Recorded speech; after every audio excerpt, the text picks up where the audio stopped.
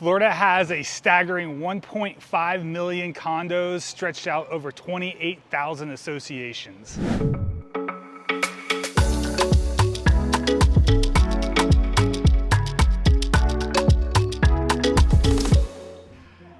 Hey guys, yes, you did hear that correctly. Florida has over 1.5 million condos stretched out over 28,000 associations that manage these units. Today's video, you guessed it, we want to talk about the condo milestone inspection reports. This is going to be really important if you currently own a condo or if you're thinking about purchasing a condo. You really want to be able to understand these milestone inspection reports and what they're going to mean for you and the impact they're going to have on your family and your finances. So we're going to cover 5 key components of the milestone reports. Number 1 is going to be the purpose and frequency of the report. Number 2 is going to be the inspection process. Number 3 is going to be the common issues found. 4 is going to be the cost and responsibility. And number 5 is going to be the consequences of non-compliance. So if you haven't already, please remember to like, subscribe, and follow to the Living in New Smyrna Beach YouTube real estate channel. We are local. We go over all things local, fun, real estate happenings, need to know, local spotlights. We appreciate your support and following us and helping the channel grow. Let us know what you'd like to hear or see more of in the comments below, and let's get to these milestone reports. All right, before we get into what the 5 key components are of the milestone reports, let's talk about what the milestone actually is and how it came to be. So the milestone came into effect through Florida legislation after the tragic Surfside condominium collapse in Miami in June of 2021. So what the Senate bill passed, it was a Senate Bill 4D for Delta, it's 4D. That law established the framework for these structural inspections. The law states that if the condo is going to turn 30 years of age before July 1st of 2022, then the milestone inspection must be complete by December 31st of 2024. If the condo complex is going to turn 30 after July 1st, 2022 and before December 31st of 2024, then you have until December 31st of 2025 to complete. So that's kind of where the law is right now as far as when these milestone inspections need to be complete. There's also law written that if the unit is within 3 miles of the coastline, it must have the report done by the age of 25 years old and have subsequent inspections done every 10 years. So something to be paying very close attention to. This is something you should be asking when you are purchasing your new condo. And if you do live in a condo, it's something you want to really make sure that you're paying attention to with the condo meeting minutes, making sure that they are staying ahead of track, getting the engineers on schedule to get these milestone reports completed before the deadline. All right, let's get to business with number 1, purpose and frequency. So I think this one is pretty self-explanatory.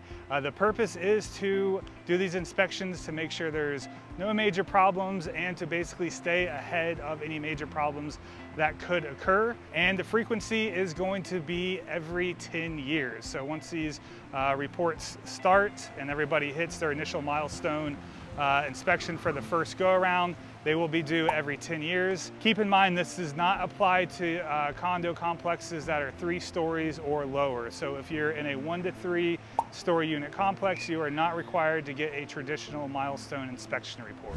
All right, so the inspection process. So the inspection process is going to include a detailed examination of the overall building structure. And these items are going to include the foundation, load-bearing walls, balconies, and other critical components to the condo. These are going to be performed by licensed engineers and architects to ensure everything is up to code for the residents' safety and the overall safety of the structure of the building as well.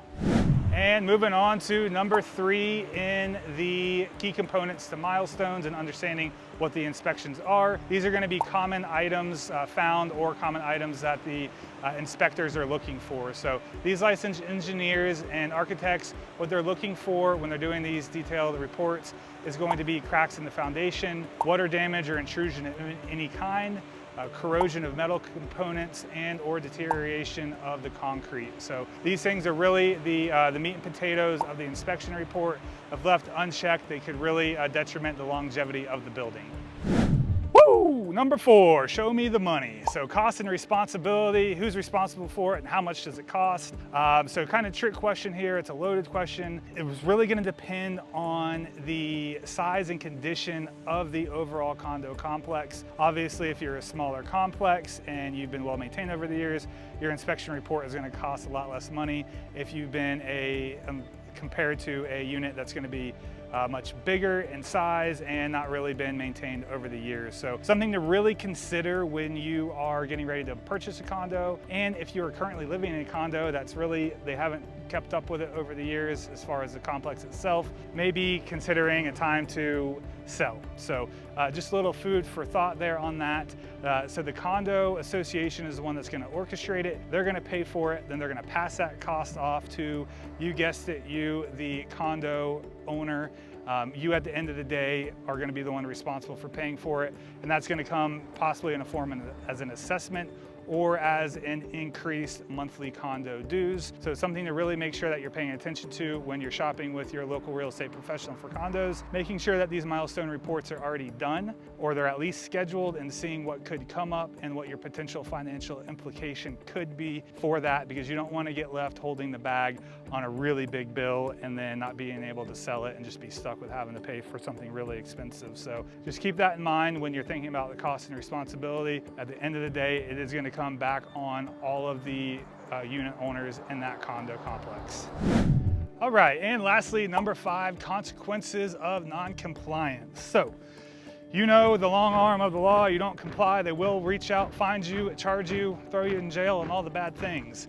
And yes, this is true. They may not throw you in jail because you're not the owner of the entire condo complex, but they will levy fines against the complex itself, and there could be other legal implications or actions that the state could file against you. So this is why you want to make sure that you do have an active and up-to-date association management or managers within the condo community, and making sure that they are on top of getting these milestone reports done, that they're being active on any other maintenance or reports that need to get done as well, because you don't want to be having to pay extra fines from the state because you're not in compliance with these milestone inspections. And more important than the money is this safety aspect. So money doesn't really mean anything if you're not alive to spend it. So you want to make sure that you are choosing a good condo that is up to date on these milestone inspections. They do have good reserves to pay for any incidentals that may be coming up or any issues that will need to get fixed. So make sure that when you are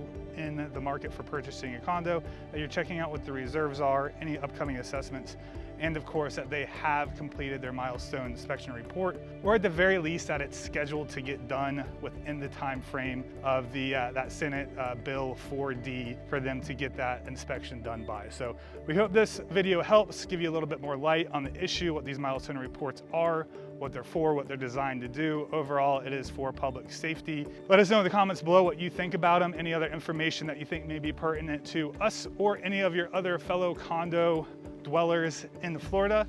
We hope you guys have a great week, and we look forward to seeing you in next week's video.